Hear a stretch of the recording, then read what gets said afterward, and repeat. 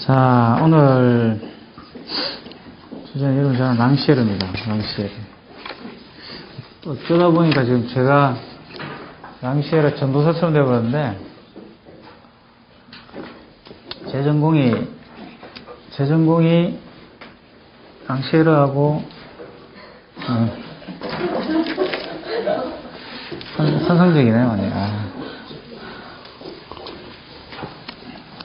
제가 랑시에르에 관심을 갖게 된 거는, 제가 이제 처음에 영국에 석사를 철학을 하러 갔을 때 베냐민을 했어요. 제가 발트 베냐민, 제 지도교수 앤드루 베냐민이었는데, 그래서 발트 베냐민 했죠. 그 사람이 앤드루 베냐민인데 발트 베냐민을 하고 있었어요. 제가 갔을 때. 그 사람은 이제 리오타르 제자고 그래가지고 수업을 하면 그게 불어 수업이에요. 불어 수업. 이렇게 불어 텍스트를 가지고 이렇게 불어 수업 아니면 독일어 수업 두 가지였는데, 굉장히 그때 부럽더라고요. 이렇게 유럽 애들 와가지고 이렇게 탁, 그죠?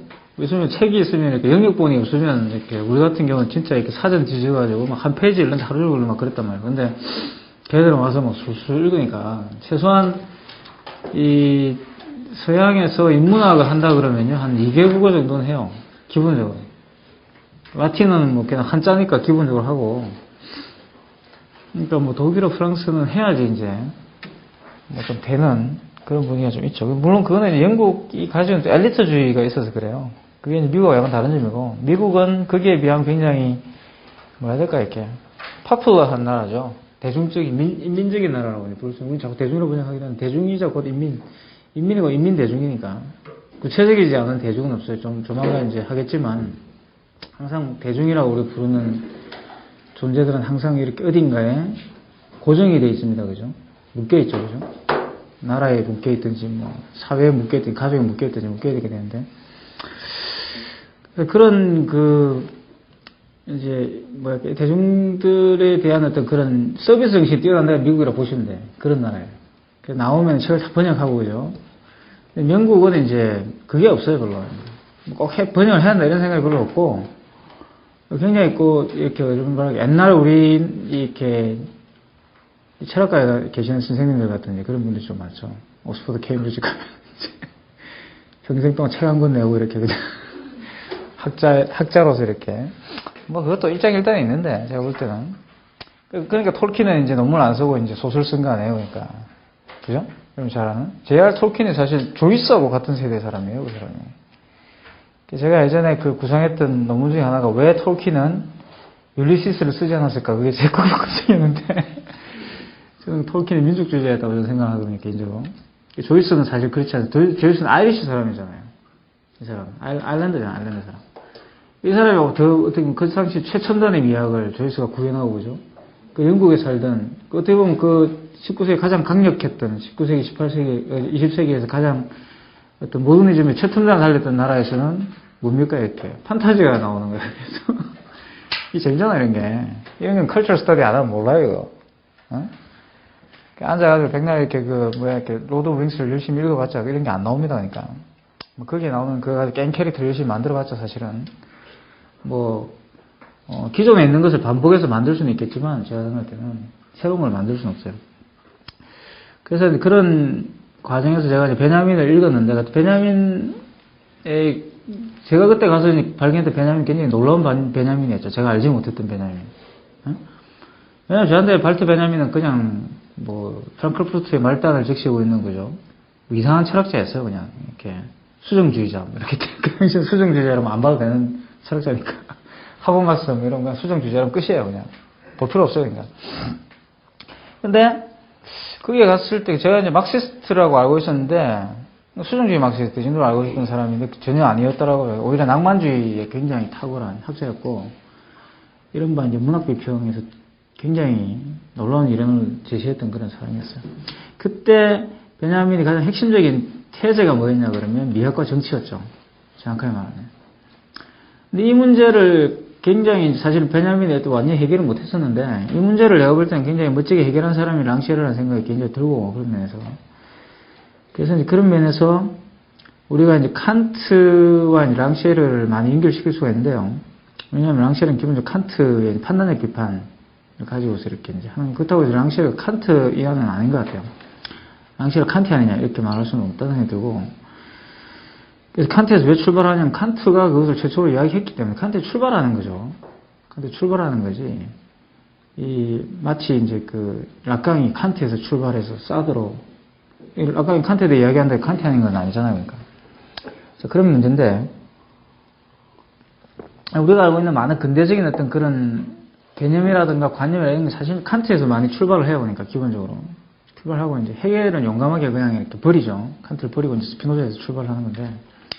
근데, 기본적으로 이제 이 랑시에르가 가지고 있는 어떤 생각들은 굉장히 어떻게 보면 프랑스적인 상황에 굉장히 유착이 돼 있어요, 그러니까. 랑시에르는. 그래서 랑시에르 책을 읽어보면은 요즘에 이제 철학자들을 대체로 읽어보면 철학서라기보다는 팸플렛에 가까워요. 바디우의 책들을 제외하고는 사실 굉장히 팸플렛 같은 그런 느낌을 주는 글들이 많은데, 사실 뭐 별로 인용도 안 하죠. 우리처럼 이렇게 막 인용으로 득지득지 붙인 그런 논문을 쓰는 것도 아닙니다. 굉장히 이렇게 에세이 같은 그런 논문을 쓰는데, 랑시에르도 대충 그렇습니다. 보면은 굉장히 그냥 쭉 쓴 팜플렛 같은 책들이죠. 책도 얇아요, 굉장히. 얇고, 읽기도 어렵지도 않아요, 그러니까. 굉장히 어떻게 보면은 아는 것만 쓴다 뭐 이런 주의가 좀 있죠, 랑시에르가. 아는 것만 쓴다 이런 주의가 좀 있는데, 그래서 사실은 랑시에르 책이 어려운 책이 아닙니다. 근데 왜 그게 어렵냐 그러면, 제가 뭐 누차 설명하는 거지만, 그게 우리한테 상식적인 어떤 세상에서 출발하지 않기 때문에. 그러니까 프랑스에서 사실 고대 철학이라는 것은 실질적으로 상식이죠. 왜냐하면 우리도 지금 수능을 치기 위해서는 철학 공부를 해야 되기 때문에. 그죠? 그래서 거기에서 출발을 시키는 거예요, 기본적으로. 그 지점에서, 랑시에르가 뭐 아리스토텔레스나 뭐 이런 플라톤 이런 이야기를 할 때는 사실은 프랑스에서 어느 정도 조금 배우는 사람, 인문화에 좀 관심 있는 사람들은 다 알고 있는 내용들이죠. 거기서 출발하는 거예요. 그래서 뭐 예를 들어서 뭐 정치적인 가장자리에서도 보면 이런 해양 세력에 대한 이야기, 그런 플라톤 읽으면 다 나온단 말이니까. 그게 이제 해양 세력에 대한 이야기. 해양 세력은 해양 세력이 아테네의 정치의 가장 해악이잖아요, 그죠? 얘들은 사실 뭐예요, 그러니까 해양에 나가니까 어떻게 됩니까? 기러기와 똑같은 거야. 대장이 있으면 대장의 명령에 복종하는 게 중요한 게 아니라 어떻습니까? 그 내에서 자기의 역할들을 해야 되는, 그죠? 대장이 죽으면 그 자리를 또 누군가가 대체해서 또 이렇게 선장의 노릇을 해야 되는, 일단 전혀 이렇게 지상의 룰에 속하지 않는 사람들이죠, 이 사람들이. 그래서 굉장히 이제 플라톤이 혼돈의 어떤 그런 주체로서 이제 명명하는 건데, 해양세력이라는 것은. 그런 이야기들이 나오는데, 그게 사실은 다 보면, 플라톤을 읽어보면 다 나오는 이야기들을 가지고 랑시에르가 그것을 재해석하는 겁니다. 그래서 오늘 할 내용은 사실은 그런 랑시에르의 어떤 기본적인 컨셉이 제일 중요한 미학과 정치의 관계에 대한 이야기예요. 미학과 정치에 대한 관계. 그러니까, 랑시에르는 다른 어떤 이론가들과 달리 하나의 독창성이 있다면, 뭐가 있냐 그러면, 미학을 긍정하죠. 미학을. 도대체 이게 무슨 말이야, 그러니까. 미학을 긍정한다는 말이에요. 이게 이제 우리가 포스트 모더니즘을 공부를 많이 한 사람이라든가 포스트 모더니즘에 좀 익숙한 사람이라면요, 미학을 긍정한다는 말이 얼마나 골 때리는 말인지 알겠대요, 그러니까. 미학을 긍정한다. 그게 말 그대로 뭐가 미학이 뭐죠? 뭐 그래서 이제 이게 너무 이해가 안 되니까 초기에 이제 랑시에르를 이렇게 수용할 때는 많은 사람들이 이렇게 이걸 설마 랑시에르가 그 미학을 인정하겠느냐. 그래서 이 미학에 대한 개념을 랑시에르에서는 독특한 미학의 개념이 있다라고 생각을 했죠. 감각학이라고 이제 부르고 이랬는데, 실제로 미학이 감각학이에요. 미학이라는 것이. 그러니까 이게 이제 왜 그렇게 우리가 생각이 되냐 그러면, 아도르노가 이제 미학과 에스테틱스와, 그죠? 미학 체계라고 부르는 그 미학과 디에스테틱, 신민성이라고 부르는 걸 분리했기 때문에 그런 거야. 분리해냈기 때문에. 거기에 우리가 익숙해져 있기 때문에. 프랑크푸르트 학파가 이야기하던, 그러니까 비판 이론이 이야기하는 그러한 미학의 분류법에 우리가 익숙해져 있기 때문에, 자꾸 랑시에르가 하는 그 미학이라는 것이, 미학 체계, 우리가 생각하는 그 미학 체계, 에스테틱스가 아닐 거라고 생각한다는 거죠. 근데 랑시에르는 그 두 개를 그렇게 굳이 구분하지 않아요, 그러니까. 이 에스테틱과 에스테틱스를 구분하지 않아요. 오히려 랑시에르 중요한 건 에스테틱스입니다, 그러니까. 우리가 아도르노가 비판했던 그 미학을 긍정한다는 이야기예요. 그게 중요하다고 이야기한다는 거죠. 굉장히 이게 골 때리는 이야기예요, 그러니까, 이게. 기존에 가지고 있던 많은 사람들의 생각들이 여기 오면 무너집니다. 랑쉐르 이야기에 오면. 랑쉐르는 그러니까 이게 이제 어떤 이야기가 되냐면 이 미학을 왜 긍정하게 되냐면 그 미학적 체제가 곧 뭐라는 거예요? 정치 체제라는 거예요. 그러니까 랑쉐르는. 그죠? 긍정한다는 것이 좋다는 뜻이 아니에요. 그거 없이는 안 된다는 이야기예요. 그래서 긍정한다는 것은 어포밍 한다는 거고 그걸 막 좋은 거다 이렇게 말하는 게 아니라 그게 뭐라는 얘기입니까? 그 미학이라는 것이 사실 어디에 잡혀 있는 거예요? 윤리에 잡혀 있는 거예요. 윤리에 잡혀 있는 미. 그게 미학이에요. 이거를 우리는 극복을 못하는 거예요. 이거를 이제 아도르노는 이것을 부정하고 어디로 가야 됩니까? 디아스테틱을 가지고서 이 관리 사회를 비판해야 되거든요. 그죠? 그게 이제 아도르노의 생각이잖아요. 그게 아도르노가 볼 때 새로운 걸 만드는 방법이란 말이야. 아도르노가 비판의 방식은 그렇게 나오는 거죠. 근데 사실 이 아도르노가 말할 때 이 비판은 어떤 방식입니까? 이제 칸티안적 방식이에요. 그러니까 어떻게 보면 사유를 통한 비판이죠. 그러니까 생각을 통한 비판, 합리성을 통한 비판이에요. 합리적 비판을 말하는 거야. 그런데 사실 랑쉐르는 뭐예요? 그러니까 사유되지 아니하는 것, 그걸 말하는 거거든. 그러니까 미학 속에 잡혀 있지만 사유되지 아니하는 것이에요. 그러니까 마치 그 바디가 말하는 공백과 같은, 또는 들레즈가 말하는 사유되지 않는. 그래서 들레즈와 랑쉐르 상당히 비슷해요. 그러면 이제 사유되지 아니하는 것, 이죠. 그러니까 어떻게 보면 들레즈가 말하는 내재장과 같은 개념이에요. 미학이라는 게. 그래서 이게 이제 굉장히 이 랑쉐르는 굉장히 뒤섞여 있어요. 그러니까 이게 내재장과 같은 거라고 그랬지 내재장이라는 말은 안 해요. 왜냐하면 들레즈가 말하는 내재장이라는 건 사유 이미지를 말하거든요. 굉장히 큰 개념이죠. 근데 이거 뭐냐 그러면 이제 어떤 이 마치 이제 아리스토텔의 범주처럼 이렇게 버릴 수 없는 끝까지 갔을 때 그러니까 최후에도 존재할 수밖에 없는 그것. 그죠? 모든 그 데카르트 고기토처럼 모든 것을 다 의심하고도 끝내 버리지 못하는 거 있죠. 그걸 이제 사유 이미지라고 그래요. 그거를 이제 들려주는 그리스에서 이제 생철이 시작됐기 때문에 그게 이제 그 내재장이 그 생철의 내재장이 어디입니까? 그리스인 거죠, 그러니까. 그걸 이제 들려주는 뭐라고 해요? 테러토리. 요즘 테러토리에서는 영토에서 이게 구체적인 영토를 말해요. 구체적인 영토에서 왔다는 거죠. 그래서 이제 서양 철학과 다른 내재장을 동양 철학은 가지고 있어요. 그죠? 서양 철학과 다른 내재장을 그래서 이제 다른 철학이라는 것이 내재장이 다른 철학이죠. 이 플레인 오브 이머넌스가 다른 철학이에요. 이게 내재장의 플라잉이 다른. 근데 이게 이제 이 랑쉐르한테는 뭐죠? 미학 체제란 말이야 이게. 근데 랑쉐르에게는 이 미학 체제가 어때요? 둘레즈처럼 영토나 이런 거에 따라 되는 건 아니죠, 그죠? 이게 이 정도의 큰 그림이 랑쉐르에는 없어요. 그러니까 이게 이제 어떤 미학 체제가 바뀌면서 이런 막 감각이 바뀌는 거죠. 그죠? 감각이 바뀌는 거고 그 미학 체제를 바꾸는 것이 정치적인 것이에요. 그러니까. 정치적인 출몰하면서 미학 체제가 바뀌어요. 물론 랑쉐르의 생각은 굉장히 좀 더 정교화시킬 필요가 있어요. 그러니까. 이렇게 이야기를 해버리면 이제 그러면 뭐 이렇게 미학 체제가 도대체 그 랑쉐르가 말한 미학 체제가 그러면 동양이나 이런 데 어떻게 가능하냐 뭐 이런 생각을 생각할 수도 있고 그죠? 근데 여기에서 이제 랑쉐르는 분명히 뭘 전제하냐가 모더니티를 전제하죠. 모더나이제이션. 뭐 근대화라는 것을 전제하기 때문에 그 근대화와 미학이 같이 이제 오는 거죠. 그러니까 랑쉐르에게는. 우리 같은 경우도 사실 이렇게 살고 있지만 랑쉐르가 볼 때는 그냥 모던 소사이어티인 거죠. 우리가 어떤 그 내부의 어떤 차이라는 것은 사실 존재하지 않는 거. 우리 모두는 다 그리스인이어야 하는, 그리스인이 되어야 되는 그런 거라고 생각하기 때문에 이게 약간 이제 그 들레즈와는 다른 점이에요. 그래서 여하튼 그러니까 들레즈처럼 생각하면 또 문제가 되죠. 내재장끼리 그럼 어떻게 되는 거냐? 중국 내재장하고 그리스 내재장은 그죠? 사실 우리가 중국 철학과 사실 이 그리스 철학은 전혀 다른 철학이잖아요, 그죠? 그랬을 때 어떻게 해야 되냐? 중국 철학이라는 건 사실 다 모두가 다 변화 속에 있는 거잖아.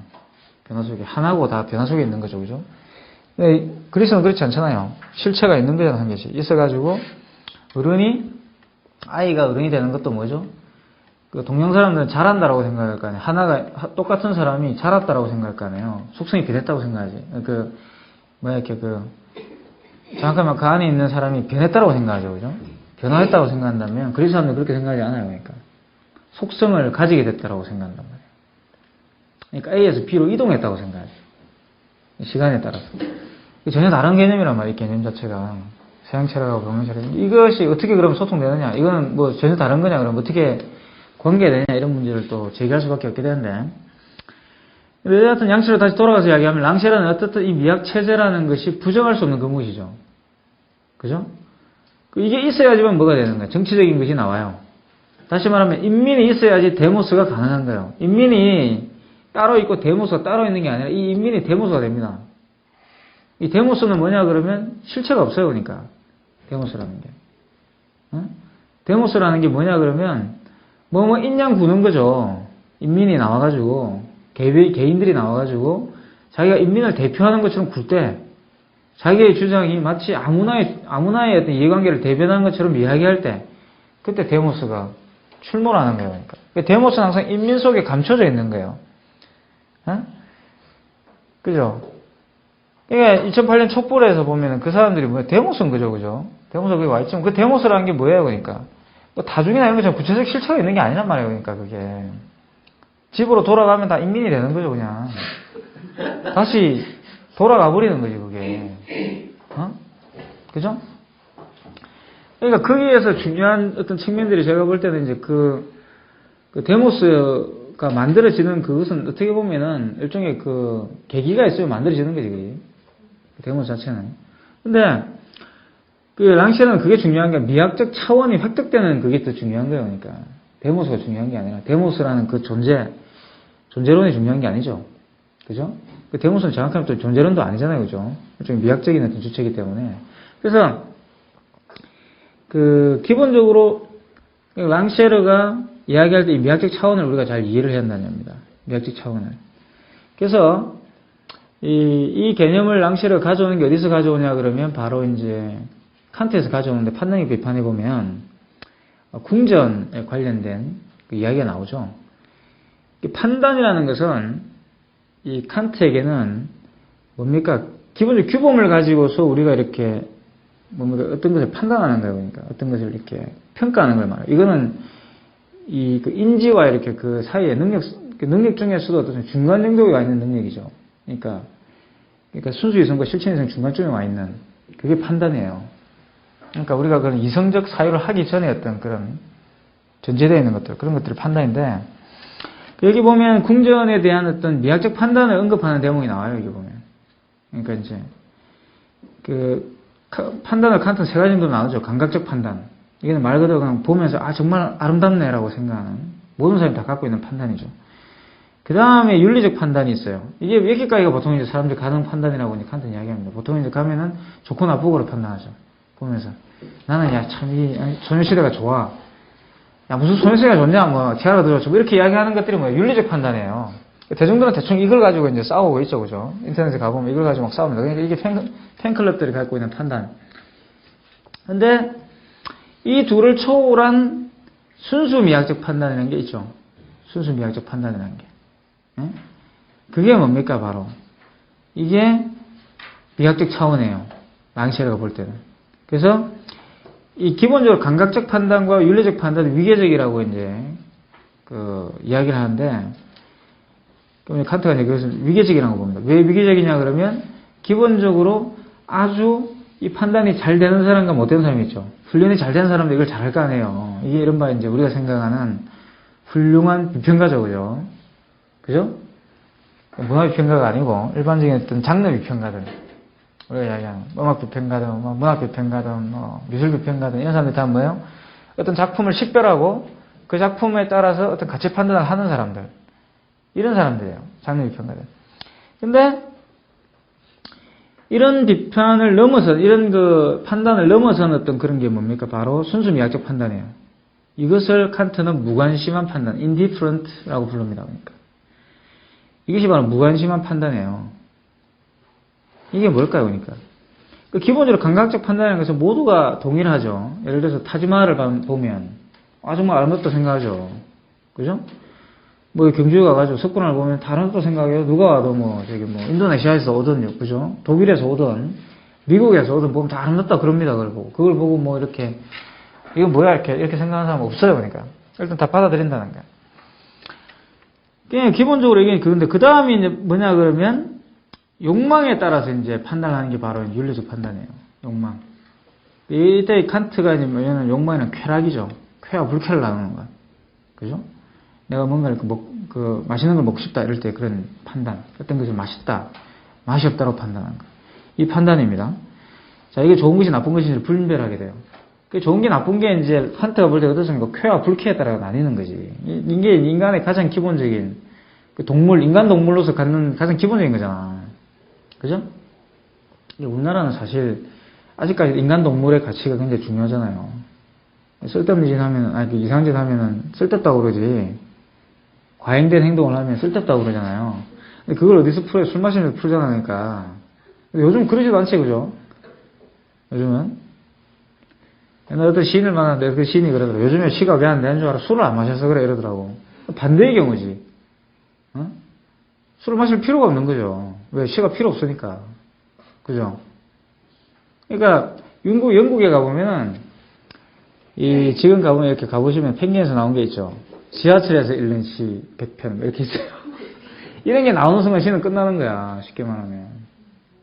그죠? 이런 게 나오는 순간 시는 끝나는 거야. 지하철에서 읽은 시가 불쾌한 시가 어디 있겠어, 그러니까. 다 좋은 시지. 지하철에 읽는데 막 진짜 랭보 같은 시를 어떻게 읽겠어요, 거기서. 그죠? 그런 시들은 어디서 연구돼요? 그냥 아카데미에서 연구되고 끝나는 거야. 학교에서 연구하고 끝나는 거야, 그냥. 그러니까 막 이렇게 점점 어떻게 됩니까? 이렇게 학교와 시장이 분리되기 시작하는 거예요, 점점. 점점 분리되어 나가는 거지. 그래서 이 학자들이 하는 말은 그냥 이제 방언이 되어버리는 거야, 점점. 이게. 논문을 쓰기 위한. 그러니까 뭘 위해서 논문을 썼는지 모르겠지만 어쨌든 방언이 되어버리죠. 그죠? 여러분들 이렇게 대학원 다니시는 분이 있겠지만 대학원에 가서 뭘 해요, 그러니까. 그거 왜 썼는지도 모르잖아, 솔직히 말해가지고. 하라니까 하긴 하는데 이게 왜 했는지를 이유를 모르죠, 그러니까. 왜 그걸 해야 되는지. 그걸 한다고 이렇게 창작에 도움이 되는 것 같지도 않고. 예술적 감각이 늘어나는 것 같지도 않아요. 있는 논문 검색해가지고 그냥 대충 짜증게 해가지고 글을 쓰는 것 같은 느낌을 받습니다, 그죠? 그런 일이 이제 벌어지게 되는데 그게 이제 가라타이 고진이 말하는 근대문학의 종언이죠. 근대문학 종언이라는 게. 글쓰기가 문학이 끝났다는 이야기가 아니라 그 사람이 하는 말은 근대문학을 지탱해왔던 그 정신, 모더니즘의 정신이에요. 그게 끝났다는 거예요. 모더니즘 정신이라는 건 사실은 아방가르드죠, 그러니까. 일종의 문학에서 더 이상 아방가르드가 나오지 않는다는 이야기란 말이에요. 체제 내화했다는 이야기고, 그게. 문학이 끝났다는 이야기는 아니죠. 그러니까 지하철에서 읽는 시 백선이라는 그걸로 남아있는 거야, 그냥. 그죠? 옛날에 장생길 씨가 아버지 그런 말을 잘 내지르는데 아주 멋진 말을 했어요. 그러니까 나는 지하철에서 시를 읽는 사람을 혐오한다 이런 말을 했어요. 탁월한 지적이에요. 탁월한 지적. 그 시를 본다고 뭐가 나아지냐 이런 말을 하죠. 차라리 그 시간에 시사주간지를 봐라 이런 말을 해놨는데 굉장히 탁월한 지적이에요. 그게. 응? 그러니까 이제 시를 읽는 사회가 문제라고 장경희는 이야기하죠. 왜? 근대문학의 종언을 구한 시대에. 그죠? 시라는 것이 만약에 시가 지금 상황에 존재한다면 뭐가 있어야 됩니까? 지하철에서 읽을 수 있는 시가 아니지. 그런 시가 있다면 장경희 말은 그렇게 틀어서 들어야 돼요. 장경희 씨가 시를 읽는 게 자기도 시인인데 시인이었는데 그런 말을 시니컬하게 던진 말이지만 저는 그렇게 이해를 해요. 그러니까 위험하지 않는 시라는 거지. 지하철을 읽을 수 있는 시라는 것은. 사실 문학이 더 이상 체제에 위협적이지 않게 됐다는 이야기입니다. 그게 더 이상 사유되지 아니하는 것들을 표현하지 않는다는 거예요. 이제 문학들이 이게 이제 문제인데. 그래서 여하튼 다 어디로 보면 쾌와 불쾌 수준에 머물게 되죠. 쾌와 불쾌 수준에. 응? 불쾌한 것도 아주 적절한 선에서 쾌락 원칙을 건드리지 않는 선에서 그냥 타협해서 그냥 표현을 하는 거예요. 이 수준에서. 응? 홍대에 우리가 인디밴드가 굉장히 많은데 똑같아요. 음악도 지금. 신생들이 들어오면 음악을 하는 애들이 많이 들어와요. 우리가 이제 문화전공이니까. 보면 대체로 다 이제 외국에 살다가 온 사람 애들입니다. 그러니까 외국에 살다가 이제 와가지고. 근데 걔들이 이제 여기서 본 게 있죠. 음악을 하고 싶다는 열정을 들어와서 하는데 걔들의 어떤 이상을 삼는 게 이제 여기에요. 홍대예요. 홍대에 과연 위험한 음악이 있느냐는 거니까 쉽게 말하면 위험한 음악이. 그죠? 이런 것도 되물어 봐야 되는 거니까. 어떤 것이 위험한 음악인가 또 짚어봐야 되죠. 사실 그냥 술 한잔 먹고 그냥 즐기러 가는 음악들이 많잖아요. 그러니까 사실은. 클럽에 가봤다 좋다 블로그에 올리고 막 이런 음악들이 많은 거지. 진짜 사람을 괴롭히는 음악이에요. 그러면 블로그 절대 안 올려요. 그러니까. 뭐야 이게 이렇게 나오죠. 90년대 초반에 사실 그런 음악들이 좀 있었는데 그게 진짜 펑크였는데 그런 펑크가 좀 있었지. 근데 이제 다 그것도 어떻게 돼요? 펑크라는 것이 제도화돼가지고 그지? 심지어 어디에 나옵니까? 뭐 이렇게 휴대폰 광고도 나오고 그러잖아. 휴대펑크가 그러니까. 그 뭐 소녀시대가 펑크라 그러질 않나 뭐 많이 개판이죠. 그러니까 지금 분위기가. 그러니까 펑크 장르를 다입했다는 둥 이런 소리 하거든요. 펑크가 뭔지는 아나. 그러니까 이제 펑크는 도입할 수 있는 게 아니에요. 그러니까 우리나라 섹스 피스톨 같은 데가 나와서 어떻게 됐겠어요? 쫓겨나서 그러니까. 굉장히 우리는 뭐가 강해요. 우리나라는 쾌불쾌가 강합니다. 칸트가 말하는 윤리적 판단에 머물러 있죠. 그건 왜냐 공동체적 윤리. 그렇다고 해서 우리나라 뭐 짜잘씩 공동체적이지도 않은데 이런 것도 한번 여러분 생각을 해봐야 됩니다. 근데 거기에서 이제 이것으로 포섭되지 않는 것들이 있다는 거예요. 그러니까. 그죠? 근데 칸트는 이 부분을 명쾌하게 해명을 못했어요. 이 무관심한 판단이라는 것을. 근데 랑쉘은 이걸 이제 해명하겠다 이거죠. 해명하겠다. 이게 사실 둘레즈가 칸트에게서 내재성의 문제를 봤다면, 그죠? 그러니까 사실 이게 이제 랑쉐르와 이제 둘레즈가 유사한 지점이기도 한데요. 그러니까 둘레즈가 이제 이 칸트의 그 판단의 비판을 이야기하면서 뭐라고 그 이야기를 하냐 그러면 그렇게 이야기하죠. 이 그러니까 다시 말하면 이 오염된 내재성이라고 이야기해요. 그러니까 내재성의 타락이라고 이야기해요. 내재성의 타락이라고. 왜 그렇게 이야기했냐 그러면 내재성이라는 것은 그냥 가만히 둬야 되는데 내재성은 내재성이거든요. 내재성이라는 것은 밖에서 오는 게 아니죠. 둘레즈가 볼 때는 내재성이라는 건 내재성이에요. 이 말장난 같은데 내재하는 것은 내재하는 거야 그냥. 이게 근데 칸트는 이 내재하는 것을 그냥 두지를 못하고 어떻게 합니까? 이제 초월적인 것에서 가져와요. 이 내재성을 그 초월적인 것을 통해서 부여된 것이라고 생각하죠. 그죠? 그러다 보니까 어떻게 되냐면 동어 반복에 빠지게 되죠. 내재성은 예를 들어서 뭐 선한 것은 선하기 때문이다 이렇게 말할 수밖에 없는 거야. 그죠? 이게 선한 이유는 도덕적인 것은 선한 것이다 이렇게 말할 수밖에 없죠. 선하기 때문에 도덕적이다 이렇게 말할 수밖에 없죠. 이거는 이제 옛날 신학 논쟁에서 나왔던 그죠. 그러니까 이 하나님이 있는 걸 증명하기 위해서 그죠 했던 말 중에 뭐가 하나님이 없다라는 걸 말하기 위해서 하나님을 전제해야 되기 때문에 하나님이 있는 거다 몇 말을 한다든가 그죠? 또는 뭐 내가 하나님이 있다는 것을 확신할 수 있는 이유는 항상 더 크고 넓은 하나님의 범주가 있기 때문에 이렇게 말한다든가 이런 거예요. 그러니까 이런 식의 어떤 동어 반복밖에 할 수 없는 이 칸트도 그런 식의 어떤 이야기를 한다는 것이 둘레즈 주장이죠. 이 칸트도 결국은 이제 그런 중세적 철학의 어떤 거기서 완전히 벗어나지 못했다는 것인데 그럼에도 불구하고 어떤 내재성이라는 것을 칸트가 형이상학의 독단론을 이렇게 극복하기 위해서 내재성이라는 것을 발견했고 내재성에 대한 문제인식이 천착했다는 것은 굉장히 사줄만 하다라고 이제 둘레즈가 이야기하는 거예요. 그래서 이제 칸트 이야기를 하는 건데, 여하튼 그런 면에서 이 둘레즈가 말하는 이 내재성이라는 개념이 그러니까 어떻게 보면 이제 그런 랑쉐르가 말하는 어떤 나중에 이제 보면 미학적 차원 불러일으키는 어떤 그런 것과 유사한 어떤 그런 걸 볼 수가 있는데요. 물론 똑같은 건 아니에요. 근데, 이렇게 이제 빗대어서 생각을 해볼 수 있다는 겁니다. 그러니까 우리가 이제 이론을 이해할 때는 그 이론가의 어떤 내적 논리도 중요하지만 다른 이론가들과 빗대어서 한번 보는 것도 굉장히 좋아요. 그러니까. 그런 식으로 보는 게. 그것이 약간의 어떤 그런 문제도 좀 생기지만 여하튼 그것이 또 시차적 관점을 만들어낼 수 있기 때문에. 그래서 기본적으로 칸트가 추구했던 것은 뭐냐 그러면 이 무관심한 판단이죠. 무관심한 판단이 뭐냐 그러면 기본적으로 개인적 성향이 좌지우지 되는 게 감각적 판단이라든가 윤리적 판단이란 말이에요. 근데 이 판단을 극복한 그죠? 모든 이해관계로부터 동떨어진 모든 이해관계에 대해서 전혀 이렇게 그게 없는 관심이 없는 쉽게 말하면 그게 무관심이야. 이게 이제 그거고 이게 나중에 가면 마네나 인상파들이 추구했던 그런 겁니다. 이 무관심의 미학이라는 게 사실은. 그래서 이게 이제 랑시에르가 19세기 때 사실 이런 칸트적인 이야기 굉장히 유행을 했어요. 그 당시에. 그래서 랑시에르는 사실 68년 그 혁명이 끝난 뒤에 거의 절필을 하죠, 그죠? 그러면서 이제 거의 활동을 안 하면서 어디를 들어가냐면 문서고에 들어가가지고 도서관 문서고 파리 그 도서관 문서고에 들어가가지고 거기서 뭘 합니까? 19세기 노동자를 뺨프레서 읽어요, 열심히. 그래서 이 사람이 칸트를 발견한 거야. 그래서 왜냐면 그때 이 사람이 이제 나중에 이야기했지만 그 미학적 차원의 중요한 문제가 되는, 그죠? 주체를 발견하게 되죠, 거기서. 19세기 노동자라는 주체를 발견하게 되는데, 그것과 이제 칸트 이야기를 연결시킵니다.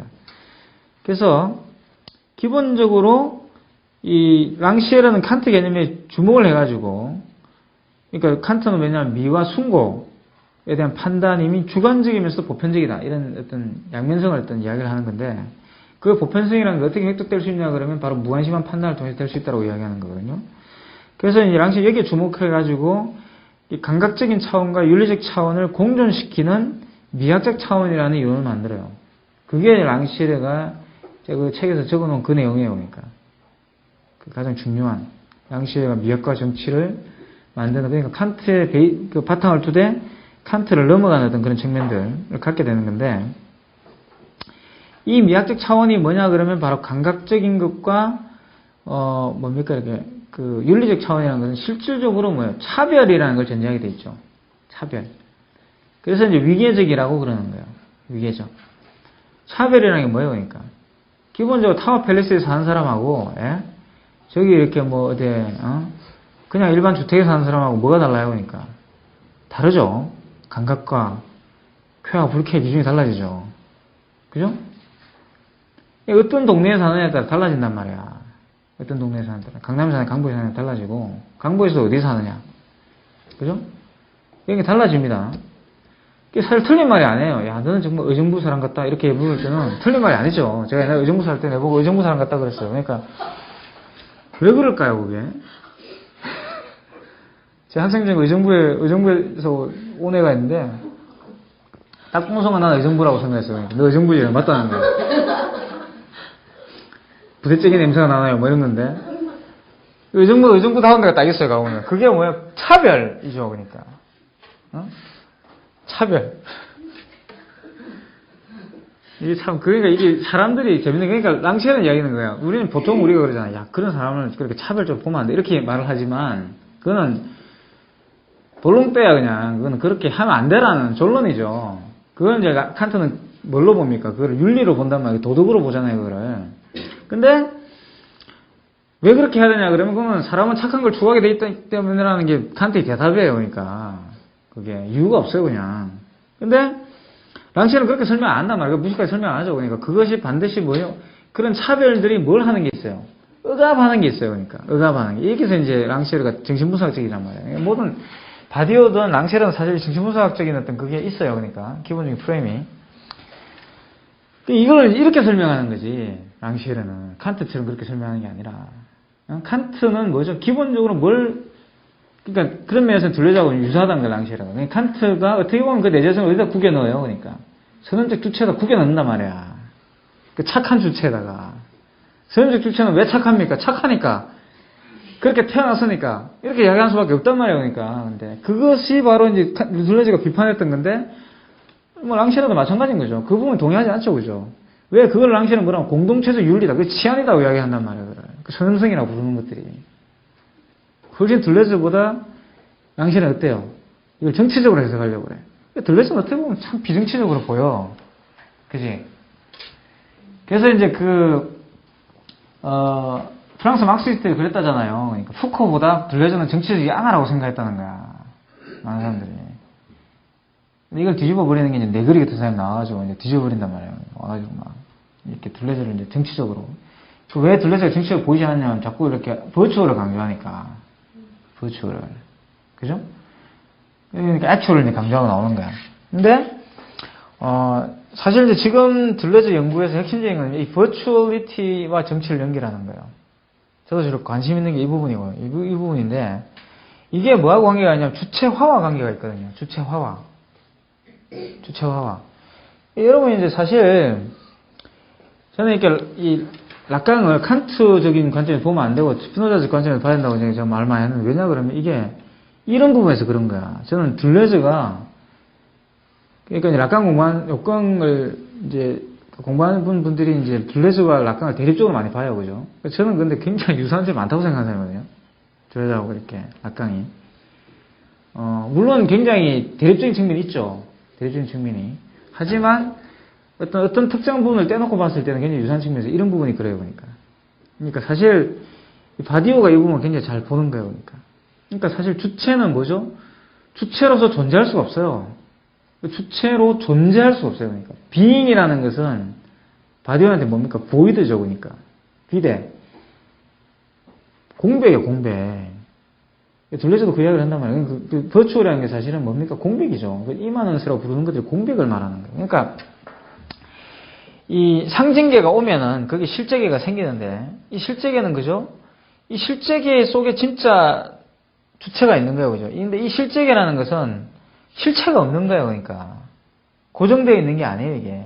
상징계 저항하는 건데, 상징계 저항한단 말이 이 말이란 말이야. 고정되지 않는다는 거야. 그러니까 어떻게 돼? 항상 주체화되죠. 이게 둘레즈가 말하는 실제지, 뭐 욕망하는 기계 아니야, 이게. 욕망하는 기계.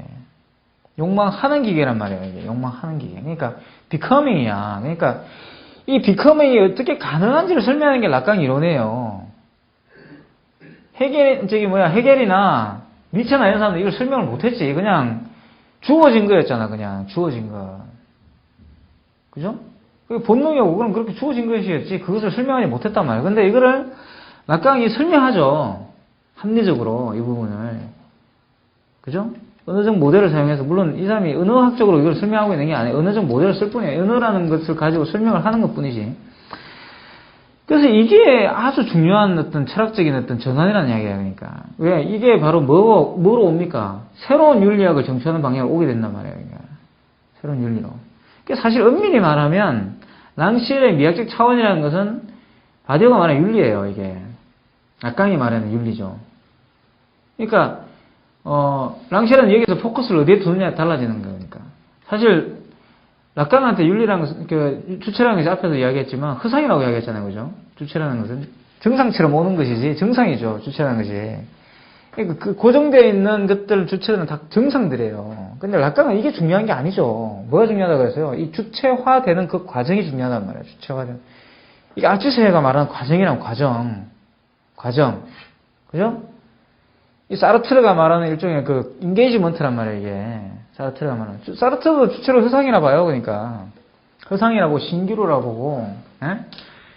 그리고 또 뭐라고 보냐, 우화라고 생각해요. 우화, 일종의. 알레고리라고 생각한단 말이에요, 그러니까. 이런 시그의 어떤 그, 기본적인 어떤 그 컨셉들이 있죠, 그러니까. 이게 반휴머니즘인데. 그러니까 이게 락강이 이제 그 1990년대 이론의 엄청 혁혁한 공헌이죠, 이게. 이 반휴머니즘을 정초할 수 있는 토대를 줬단 말이에요, 락강이. 이 부분을. 그러니까 여기에 다 이제 서 있는 거예요, 많은 사람들이. 이 부분에. 랑시로도 그런 부분에서 굉장히 이 부분에서 주체화라는 문제, 비약적 차원이라는 걸 주체화라는 문제와 연결시켜서 생각할 수 있는 부분이거든요. 랑시는 이제 그 부분이 내가 볼 때 바디오로 의식해서 내가 볼 때는 이제 이야기 안 하는 거야. 안 하는 건데, 주체화 이론을 자기는 주는 게 아니라고 자꾸 주장을 할 것 같으니까. 이제 그런 것 같아요. 근데, 그러니까 이런 관점에서 본다면 단순하게 랑시에르가 뭡니까? 미학적 차원은 정치적이다. 뭐 이런 말을 되풀이하는 게 아니죠. 단순히 미학이 정치야. 이런 말을 하고 있는 게 아니라는 말입니다. 그러니까 랑시에르는. 그러니까 미학이 정치적인 거야. 이렇게 말을 하는 게 아니라는 거예요. 그러니까. 그죠? 그런 말은 옛날에 숱하게 해왔잖아요. 막시스트들도 해왔고. 그죠? 베냐민도 그렇게 이야기를 해왔잖아요. 그러니까. 그 정치의 예술화가 아니라 예술의 정치화다 이런 말을 했잖아요. 그러니까 이게, 랑시에르가 베냐민을 까는 지점이 이 지점이란 말이니까. 그 예술의 정치화라는 것이 뭐냐는 거지. 그러니까. 그러니까 절대 랑시에르가 볼 때 기본적인 것은 미학이라고 불리는 것들은 어디입니까? 공동체적 윤리와 무관한 게 아니죠. 그 윤리 속으로. 다시 말하면 어디에 머물게 만들어요. 이 미학이라는 것은 윤리적 차원, 쾌와 불쾌라는 그 판단에 머물게 만듭니다. 그러니까 항상 위계화한단 말이에요. 이게 무엇이에요? 몫이에요. 뭐 이게 목. 그래서 우리는 가만히 생각하면 랑시에르가 이 부분은 굉장히 탁월하게 짚은 거예요. 그러니까 우리가 여러분 살아가면서 생각해 보세요. 생각하면서. 어제도 제가 이제 뭐 누가 사람들을 만날 일이 있어가지고, 동네에 이제 어디, 소주집을 갔어요. 갔는데, 자리가 없는 거야. 어제 무슨 날이었는지 모르겠는데, 아주머니들이 막 모여있어. 막 10시쯤 됐는데 막 모여있습니다. 그러니까. 정말 화기애애하게 막 즐겁게 이야기를 하고 있죠. 그죠? 대치동에서 만나 술을 마셨는데, 대치동이 어떤 데예요, 그러니까. 아줌마들 파워가 이제 이렇게, 치맛바람이 이제 진짜 세게 부는 곳이죠, 거기가. 그래서 이제 그걸 보면서 이제 그런 이야기 했어요. 그 사람하고 앉아가지고. 자, 모르는 사람들이, 피도 한 방울 안 섞인 사람들이, 어떻게 저렇게 모여서, 저렇게 즐겁게, 세상의 모든 즐거움을 다 가진 것처럼, 저렇게 놀 수 있을까? 왜냐면, 없거든요, 그게. 영국에도 없어요, 그게. 미국에도 없고. 미국에도 파티하면 얼마나 냉정한데. 그렇게 모여서 놀지 않습니다, 그러니까. 그렇게 막 세상이 떠나갈 때 웃으면서 놀지 않아요, 그러니까. 뭘까요, 도대체 그게? 응? 자식이죠. 자식. 그 소셜라이징이 그렇게 이루어지는 거야. 자, 뭐죠? 그럼 자식은 뭘 의미해요, 여자에게? 그 사회가 부여준 몫이에요. 여러분이, 결혼하는 순간 뭘로 불려요? 결혼해서 애를 낳는 순간, 결혼해서 애를 낳을 때까지는 여러분 여자가 아니죠, 그러니까. 받아들여지지 않습니다, 그러니까. 예비 엄마죠, 쉽게 말하면. 그러니까, 공동체로 진입하기 위한 예비적 단계에 있는 가장 근접한 존재예요, 그러니까. 그래서 이 예비 엄마들이 애를 낳는 순간 뭐가 되면 이름을 상실합니다, 그죠? 준현이 엄마, 뭐, 철수 엄마, 영희 엄마로 통하게 되는 거야. 그죠? 이게 굉장히 중요한 이야기예요. 그러니까, 뭐가 돼요, 그러니까? 누구누구 엄마가 되는 거야. 이렇게 해서 아무나에서 뭘로 이동해요, 그러니까? 몫이 있는 자로 이동하게 되죠. 몫이 없던 아무나에서 몫이 있던 자로 이동하게 되는 거야. 그럼 비혼 여성은 뭐야? 몫이 없는 자지. 몫이 안 주어지는 거죠, 공동체에서. 그러니까 뭐라 그래? 요즘 여자들이 빠져가지고 결혼 안 한다, 이런 소리가 나오는 거야, 그러니까. 그죠? 군가삼점 문제라든가, 옛날에 나왔던 월장 사건이라든가, 이런 것들 전부 뭐 된장녀라든가, 전부 다 뭐야? 이 몫이 없는 여성들에 대한 공격이죠, 이게. 그죠?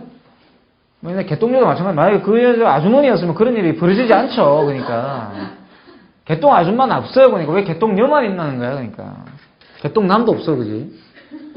개똥녀만 있을 수 있다는 거죠. 이게, 이 여는 뭐죠? 저는 처녀를 말하는 거야, 이게, 그죠? 결혼 안 한 처녀, 비혼 처녀.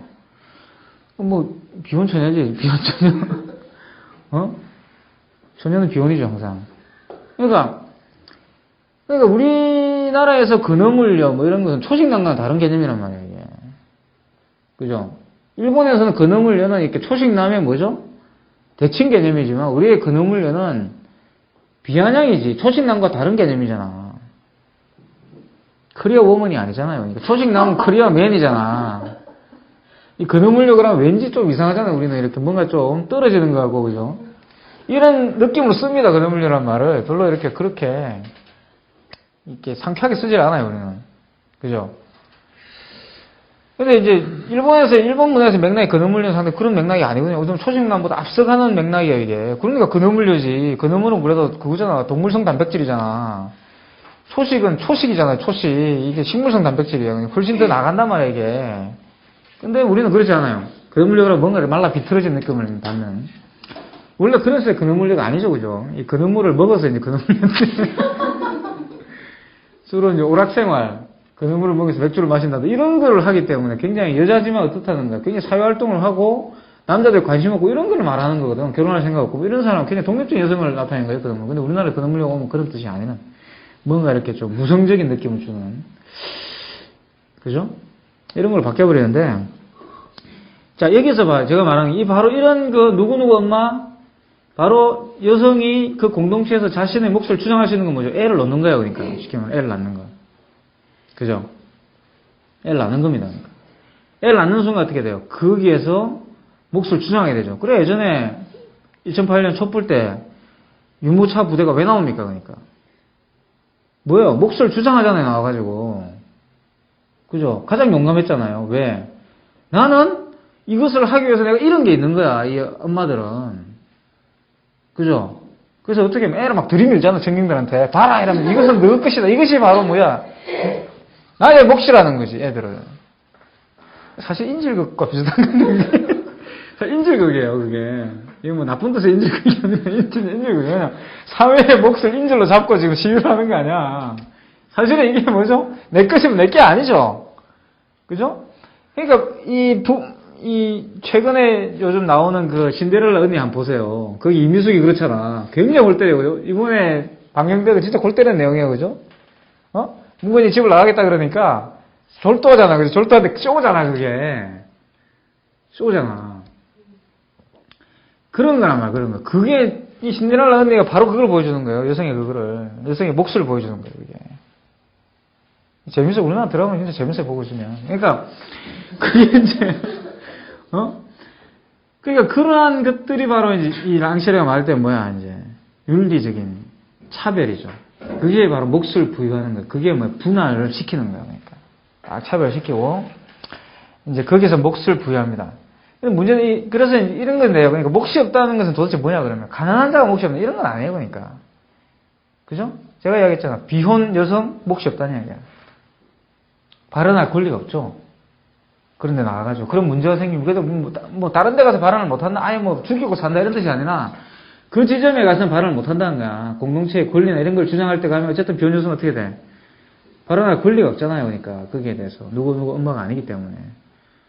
처녀가 왜 학부모에 가서 무슨 발언할 게 있겠어요? 쉽게 말해서 교육 문제에다 처녀가 뭘 할 말이 있겠어요? 그러니까 없잖아. 그러니까 그죠? 이런 걸 말하는 이런 거를.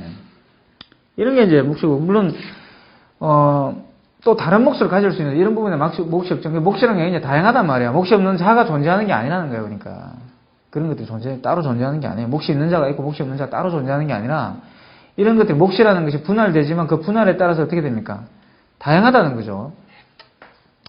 그래서 그래서 기본적으로 이것을 랑시르는 또 뭐하고 연결시키냐 그러면 일종의 아프리오리라고 이제 부르는 건데, 이 아프리오리라는 것이 바로 이제 그 플레인 오브 이마넌스, 내재장 같은 거란 말이에요. 그러니까. 그죠? 그래서 여기에서 암과 연결시켜요. knowledge와 연결시켜요. 지식과. 알면 문제와. 그래서 이건 참 탁월한 이야기인데, 아는 것만큼 보이나니 뭐 이런 이야기가 있잖아요. 그죠? 아는 것만큼 보이고. 응? 근데 아는 것만큼 판단하게 되는 거죠. 그래서 기본적으로 랑시르가 여기서 지식체계와 미학을 동일시한다는 거. 알의 체계와 미학을 동일시. 그러니까 알지 못하면 감각되지 아니하는 거예요. 그러니까. 이게는 뭐 플라톤적인 어떤 그런 생각인데, 그래서 그런 측면에서 미학적 차원이라는 것이 배움의 문제와 굉장히 밀접한 관계가 있는데, 이 배움이라는 것은 사실 뭡니까? 이미 배우는 것이에요. 그러니까 랑시르에게는 이미 우리가 다 배워서 공동체에서, 다시 말하면 공동체 속에 일원으로 들어올 때 이미 다 배워서 들어오게 되는 거죠. 이게 알미라는 거야. 그죠? 물론 여기서 이제 좀 문제점이 있어요. 그 알을 너무 이제 언어처럼 이 서론적으로 이제 규정하는 측면이 있죠. 랑시르가 이런 것들은 조금 이제 좀 문제가 있지만, 여하튼 이것도 굉장히 재밌는 건데, 앞에서 제가 말했던 것처럼 거기 아주머니들이 굉장히 모여서 즐겁게 이야기를 하잖아요. 그죠? 그건 왜 그렇죠? 그게 바로 미학적이기 때문에 그렇다는 거예요. 그죠? 뭡니까? 유스프루트죠. 막강이 말하는, 아리스토텔레스가 말하는, 네가 내 거를 즐겨라. 그럼 나도 네 거를 즐기겠다는 거야. 단, 망가뜨리면 안 되죠. 망가뜨리면.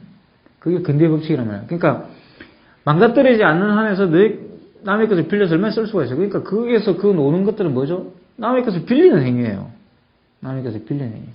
남의 정보를 빌리고, 정보를 공유한다면 정보를 빌리는 거지, 그 사람이. 알을 빌리고, 그 사람의 인맥을 빌리고, 부탁하는 거, 청탁하는 거, 그죠? 다 이런 것들이 다 뭐 빌리는 거거든요. 그러니까 내가 해주니까 너도 해달라, 이거란 말이야. 그게 뭐야, 랑시르는 미학적인 걸로 보는 거예요, 그래. 응? 왜? 그거는 분배되는 문제이기 때문에. 분배되는 문제. 어떻게 분배돼? 위계적으로 분배되는 문제잖아. 그죠? 그게 공평하게 분배되지 않아요. 공평하게.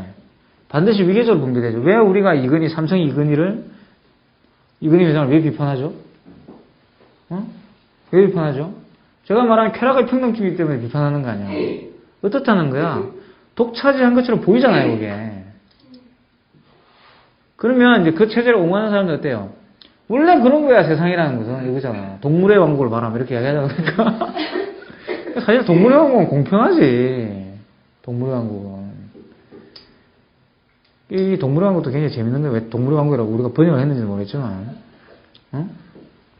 그 공평하지 않은 것이 이제 그거다라고 주장하는 게 우파죠. 세상 공평하지 않아. 그게 우파입니다. 그럼 약육강식이야. 이렇게 주장한다는데, 사실, 다윈주의는 사실 약육강식이 문제가 아닙니다. 적자생존이 중요한 거예요. 적자생존. 적자라는 건요, 강자가 많이 살아남는 게 아니에요. 적자라는 거는. 포유류가 강자로 살아남는 게 아니죠. 그죠? 그러니까 이 자연주의가 보면은, 그 적자생존, the fittest one 이라고 부를 수 있는 건데, 그게 strongest를 말하는 게 아니야. 근데 이게 이제 사회진화론으로 오고, 또 이렇게 우생학적인 것과 결합을 하면서 이게 어떻게 되버립니까? 강한 자가 fittest하다는 주장을 둔갑을 해버리는 거예요, 이게. 둔갑을. 그래서 다윈니스트들이 우생학을 과학이 아니라고 까는 거예요, 그러니까. 그건 사기다는 건데. 근데 과학이라는 건 사실은 이제 여러 가지가 있을 수 있죠. 과학적 세계관이기 때문에. 지금 현재 기본적으로 지네틱, 사이언스가 기본적으로 우생학적인 데가 있죠. 그죠? 그 없다고 말할 수 없잖아요, 그러니까. 누가 그 가타카 같은 경우 보세요. 누가 자기한테 나쁜 유전자가 전시되길 바라겠어요, 지금. 기본적으로 유전공학의 핵심은 뭐죠? 좋은 유전자만 남기는 거잖아. 좋은 유전자, 나쁜 유전자 판별하는 거잖아. 그 우생학적인 마인드. 그러니까 우생학이 과학이 아니다. 이거는 좀 웃기는 이야기야, 지금. 그렇게 작동하고 있잖아요, 면이. 우생학적 논리가. 그걸 부정할 수 없지. 나중에 보세요. 뭐가 될 것 같아, 이제 상업적으로 보면. 사실 황우석도 사실 우생학적 논리 때문에 성공한 거 아니야, 그러니까. 그렇게 되면 어떻게 돼? 이제 애를 디자인해 준다니까, 이제. 애를. 우리가 생각하면 참 인간이 간단한 종류예요, 진짜. 여러분 이해가 잘 안 될지는 모르겠지만, 제가 그거를 들은 게 유학할 때 들었어요, 제가 아는 사람이 그 유전공학 전공이었는데, 그 사람이 그래요. BT라는 게 있다는 거예요. 그때 처음 들었어요, BT라는 말이 뭔지. 물론 이제 미국이 조지 부시가 당선되는 바람에 작살이 났죠. 그러니까 그게 발전을 안 했는데, 다행히. IT 다음에 BT다, 뭐 이런 말을 막 하더라고요. 들어보니 황당한 말을 하더라니까요. 뭐냐면 그게 램과 결합을 하는 거예요. IT와 결합을 하게 되면 BT가 되는 건데, 바이오 테크놀로지가 되는 게 어떻게 되는 줄 알아요? 내가 돈을 주고, 나의 병을 치료할, 그거를 유전자를 주문할 수가 있어요.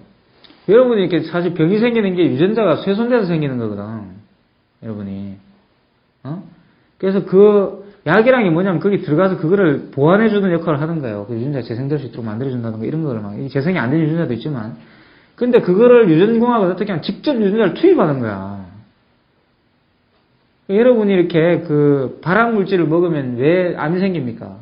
그게 유전자 직접 작용을 하기 때문에. 그래서 지네틱ally modified GM푸드를 먹으면 안 된다고 하는 이야기야. 그 이야기. 우리는 그 개념이 없잖아요, 우리가. 노랑 수박도 막 먹고 그러잖아요. 이게 이제, 영국에 잘 사는 애들은 진짜 긴장하거든요. 심지어는 걔들 중에는 이렇게 맥도날드 가가지고 그거 안 먹는 애들도 있어요. 이렇게 긴 프렌치 프라이 안 먹는 애들이 있어요. 그거 지네틱한 모디파이 됐다는 거야. 그걸 먹으면 성장 호르몬이 자극받아가지고 큰다는 거지. 과대 성장이 이루어진다는 거예요. 틀린 말이야. 그러니까 그거를 유전과학 하는 사람이 맞다는 거지, 그게. 이렇게 조작된 유전자가 들어가면 몸이 어떻게 된다는 거야? 변한다는 거예요, 그게. 일종의 특히 성장기 있는 애는 변한다는 거야, 그게. 뭐 호르몬이 어쩌고저쩌고 그러는 그 호르몬이 결국은 유전자와 관련된 문제잖아요. 그러니까 그래서 못 먹게 하는 거예요, 그러니까. 그거를. 굉장히 이게 재밌는 건데, 그래서 이제 어떻게 되냐면, 내가 그게 어떻게 가능하냐, 그럼. 자기한테 필요한 유전자를 어떻게 추출을 하느냐, 그러니까. 그게 램이 있대요, 램이. 이렇게. 마이크로까지 만드는 램에다가 이렇게 유전자를 부으면 된대요. 부어서 이렇게 흔들면, 거기에 이렇게 모양이 이렇게 있는데, 거기에 다 유전자가 박힌대. 그럼 그거를 파는 거야. 진짜 황당하지 않아요, 그러니까? 발상이. 그게 과학이에요, 그러니까. 이게 사실 우리가 알고 있는 모든 유기체적인 것들, 이 세계에 존재하는 모든 것은 과학화할 수 있어요. 과학이 개입하면은 아주 간단해져, 그러니까. 그래서 시가 필요 없는 거예요, 요즘 세상에. 그러니까, 시도 이제 과학으로 쓰면 되니까. 그죠? 빈센트 반 고흐 그림도 그대로 재현할 수 있어요, 그대로, 여러분. 컴퓨터에 입력하면은, 물감을 쫙 만들잖아요. 분사기를 딱 만들면 빈센트 반 고흐 그림을 그대로 찍어내요. 왜 못하죠? 오텐틱하지 않으니까 필요가 없잖아, 그게. 그거가 그린 게 아닌데. 하지만 그럼에도 불구하고 어쨌든 간에 복제는 할 수 있지. 그죠? 그래서 이게 복제란 말이에요, 이게 복제. 생명을 복제하는 것이 아주 복제의 마지막이에요, 이게. 신이 되는 거 아니에요, 인간이. 이건 뭐 두려워하고 이러는데 저는 제가 볼 때는 인간은 인간을 복제할 거라고 저는 생각하거든요. 복제해도 저는 뭐 별로 변할 게 없다고 생각해요, 그러니까. 변할 게 없다고. 내가 내 하나 더 있다고 뭐가 달라지겠어, 그러니까. 이게 철학이잖아. 내가 똑같은 놈이 이게 있다고 해가 걔가 뭐 내가 똑같은 꿈을 꿀까요? 그러지 않지. 그죠? 그러니까 내가 똑같은 놈이 있다고 해서 뭐 달라질 게 하나도 없다. 근데 이제 어떤 문제가 생기냐, 윤리적 문제가 생길 수 있죠. 예를 들어서 이렇게 하는 거. 부자들이 자기가 똑같은 놈을 만들어 놓고, SF 소설에 나온단 말이야. 그죠? 나는 걔는 뇌를 안 만드는 거야. 걔를 냉동실에 보관해놔요. 그래서 내가 문제가 생기면 장기를 바꾸는 거지. 뭐 이렇게 할 수는 있겠죠. 그랬을 때 걔는 인권이 있느냐 없느냐 논할 수 있어요. 걔는. 그렇게 만들어진 걔는 인권이 있느냐. 걔는 사람이냐 아니냐. 좀 징그럽지만. 근데 SF는 이미 이런 것을 다 이야기했단 말이야. 옛날에. 문학이 더 일찍 이야기를 했단 말이야, 이런 이야기를. 그죠? 이 과학자들이 볼 때 귀찮겠죠. 유전과학 하는 사람들이 볼 때는 이런 문제를 제기하고 그러면 굉장히 귀찮아요, 그러니까. 굉장히 귀찮게 생각합니다. 그 사람들이 관심 있는 건 뭐죠? 그냥 과학의 발달이기 때문에. 그 사람은 나머지는 별 관심이 없어요, 그러니까. 그 사람은 그냥 실험실에서 열심히 젓가락 가지고 이렇게 그냥 쑤시면 되는 거기 때문에 뭐 거기에 대해서 별로 신경 안 쓰죠, 그러니까. 보라스 뭐 궁금궁금 그냥 실험실만 있으면 되기 때문에 의미가 없어요, 그게 자기들한테는. 그래서 과학은 시스템인 거예요. 이게 누구누가가 뭐 결단하고 뭐 이런다고 해가지고 뭐 아인슈타인 행복이 만들고 후회한다고 해가 행복이 안 만들어진 게 아니라는 거야. 누군가는 만든다는 거예요. 아인슈타인이 안 만들더라도. 그러니까 이게 이제 굉장히 골 때리는 건데, 자 이런 어떤 그런 기본적인, 어떻게 보면 인간이 가지고 있는 이런 모든 어떤 그런 이 물질적인 어떤 차원들, 이런 것들은 다 과학화됩니다. 그러니까 과학화되고, 여기에서 기본적으로 우리가 알고 있는 어떤 그런 알무의 문제들이 나오게 되는데, 앞에서 말했지만 이러한 전혀 다른 조건의 어떤 물질 세계에서, 그죠? 물질 세계에서 우리가 공동체라든가 사회라든가 이런 이야기를 할 수밖에 없다는 거예요. 그러니까 지금 상황이, 지금 상황이. 그래서 기본적으로 우리가 생각하는 어떤 그런 다윈이 말했던 그런 피티스트라는 것이 스트롱기스트가 아닌데, 그것이 점점 어떻게 됩니까? 변화해가지고 그러한 식의 이데올로기로 변하게 되죠. 이게 사실은 이걸 문제 삼는 것이 사실은 정확하면 철학이에요. 정치고. 근데 이게 인간이 살아있는 동안 없어질까요? 그러니까. 아무리 뭐 인간을 복제해내든 뭘 하든 간에 복제 할아버지가 오더라도 이거는 별로 변할 게 없다고 생각이 든다는 거지. 그래서 이 부분에 대한 이야기를 하는 건데, 여하튼 여기서 대단히 중요한 우리가 기억해야 될 것은 바로 그겁니다. 랑시에르가 뭘 이야기합니까? 바로 공동체와 미학적 체제가 관련이 있고, 이 공동체가 부여하는 몫과 뭐가 관계 있습니까? 감각적인 것의 나눔과 관련이 있다는 거예요. 이게 분배인데, 뭐 감각적인 뭐 분할이든. 그리고 이것이 바로 뭐죠? 미학적 차원과 또 밀접한 관련이 있다는 거예요. 이게 어떤 관련을 맺는지 다음 시간에 좀 더 구체적으로 이야기를 해봅시다. 일단 이 강의는 여기서 마치고요. 쉬고 50분에 다시 재개를 하죠.